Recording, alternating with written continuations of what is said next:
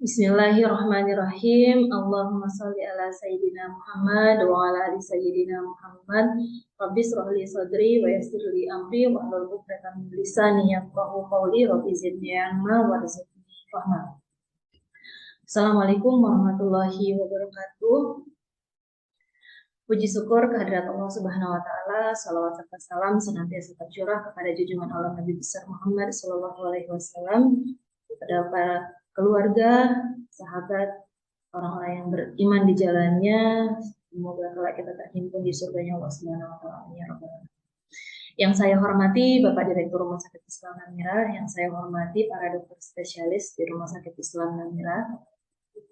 Pada kesempatan kali ini kami akan menyampaikan sedikit materi tentang mandatory training yang kami sampaikan kepada staf yang kami rangkum. Sekiranya ada beberapa hal yang perlu untuk diketahui oleh para spesialis sebagai salah satu langkah kita bersama mensukseskan visi Rumah Sakit Islam Namira menjadi rumah sakit syariah pertama ya, di NTB insya Allah. Ya, materi ini kami sampaikan tidak untuk menggurui, hanya saja untuk mengingatkan, mungkin ada yang terlupa, kita semua yang ada di sini. Kenapa sih kita harus menjadi rumah sakit syariah? Kita tahu bahwa rumah sakit syariah sendiri adalah rumah sakit yang seluruh aktivitasnya berdasarkan pada maqasid al-syariah al-islamiyah atau tujuan dilaksanakannya syariah Islam. Di sini ada motivasi, ya, kenapa harus kita menjadi rumah sakit syariah. Kita ketahui bersama masyarakat kita banyak sekali ketika dia sakit pergi berobatnya ke dukun. Kita tahu ini adalah salah satu perbuatan syirik. Ikhtiar kita sebagai tenaga kesehatan di sini adalah masyarakat ini berobat ke kita, yang kita ikhtiarkan menjadi rumah sakit syariah, di mana ini adalah salah satu bentuk ikhtiar kita hifdzuddin, dan kita tahu ini adalah salah satu langkah dakwah, dan insya Allah akan menjadi amalan jariah kita sehingga kelak di akhirat kita terhimpun di surganya Allah Subhanahu wa taala.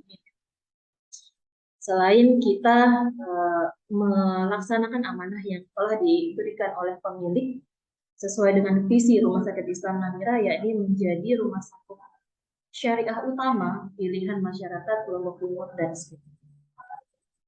Dalam kesempatan kali ini kami akan menyampaikan beberapa hal. Pertama tentang maqasid syariah, yang kedua tentang toharoh, yang ketiga tentang bimbingan sholat pasien, yang keempat tentang hijab pasien, yang kelima tentang doa sebelum operasi, fikih darah wanita, komunikasi islami, dan terakhir tentang talqin, bagaimana ikhtiar kita agar pasien-pasien yang kita rawat husnul khotimah ketika di akhir hayat. Nah, untuk materi maqasid al-syariah Islamiyah menurut Imam Asy-Syatibi, yang pertama yang perlu kita perhatikan adalah pemeliharaan agama, hifdzuddin. Dalam ikhtiar kita di Rumah Sakit Islam Namira sendiri, kita melakukan talqin pasien, kemudian kita mengingatkan pasien waktu sholat. Ini adalah salah satu ikhtiar kita untuk menjaga agama. Kemudian memelihara jiwa, hifdzun an-nafs. Kita membaca basmalah, membaca hamd sebelum melakukan tindakan, dan membaca hamdalah setelah melakukan tindakan, itu salah satu cara kita untuk memelihara jiwa. Kemudian memelihara keturunan. Kita membantu pasien-pasien yang sedang melahirkan. Yang keempat, memelihara akal.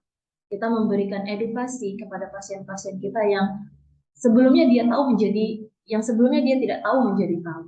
Kemudian yang kelima, hifzul amal atau memelihara harta.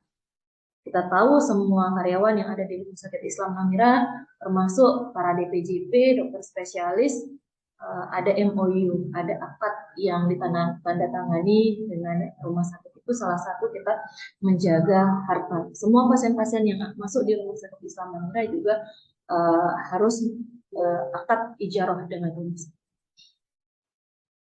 Nah, yang kedua, toharoh.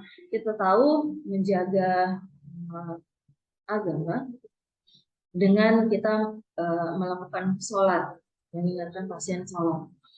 Sebelum sholat pastinya kita melakukan bersuci atau toharo. Pasien yang toharo tentunya kita dahulukan dengan cara yang biasa. Namun ketika cara yang biasa kita lakukan sebelum kita sakit tidak mampu untuk dilakukan karena pasien-pasien kita sakit, maka di Rumah Sakit Islam Namira sendiri kita menyiapkan botol spray. Di mana cara bertoharoh dengan menggunakan botol spray langkah-langkahnya sama dengan kita melakukan wudhu biasa, hanya saja medianya yang tadinya menggunakan air mengalir kita ganti dengan botol spray. Dengan membaca basmalah pertama, kemudian melafalkan niat wudhu, kemudian pertama kita menyemprotkan air di tangan kita, lalu kita ratakan ke muka, kemudian kita basahi lagi, kemudian kita basuh tangan kita sampai dengan siku, kemudian kita semprot lagi, kemudian membasuh kepala, telinga, kemudian kaki, dan ini kita lakukan dengan tertib, kemudian terakhir berdoa setelah wudhu. Pasien bisa melakukan sendiri, namun ketika pasien kita tidak bisa, dapat dibantu oleh petugas perawat, bidan, ataupun bisa dibantu oleh keluarga. Nah, apabila pasien-pasien kita ada kekhawatiran jika menyentuh air, sakitnya makin parah ataupun ada keterbatasan lainnya, maka sebagai tenaga kesehatan kita tentunya mengajarkan pasien untuk bertayamum. Pertama dengan niat tayamum, kemudian membaca basmalah dan menempelkan tangan kita kepada debu tayamum yang suci, meniup debu yang ada di tangan kita, kemudian mengusapkan ke wajah, kemudian ke tangan hingga siku ataupun sampai dengan pergelangan tangan sesuai dengan mazhab yang diikuti.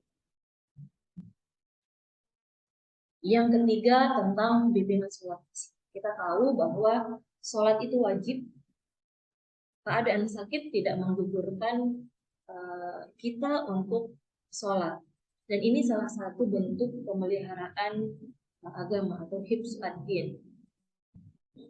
Ada beberapa keringanan yang diberikan pada pasien-pasien kita tentang sholat ini. Misalnya yang pertama dibolehkan untuk tidak sholat berjamaah, yang kemudian yang kedua dibolehkan jamak sholat, diperbolehkan duduk jika tidak mampu berdiri ataupun berbaring.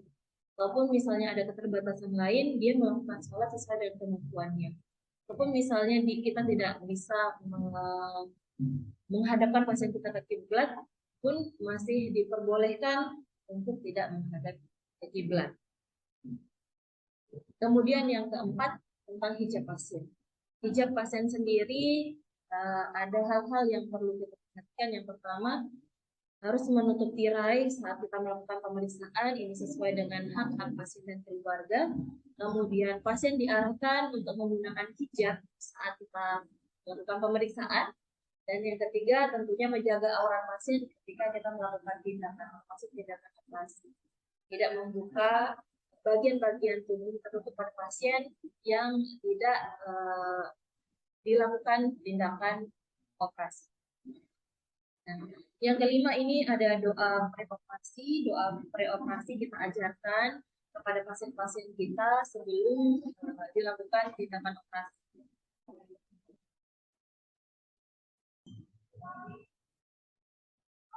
Adapun doanya, hasbunallah wa ni'mal wakil, Allahi tawakkalna. Cukuplah Allah menjadi penolong kami dan Allah adalah sebaik-baik pelindung. Kepada Allah kami berserah diri.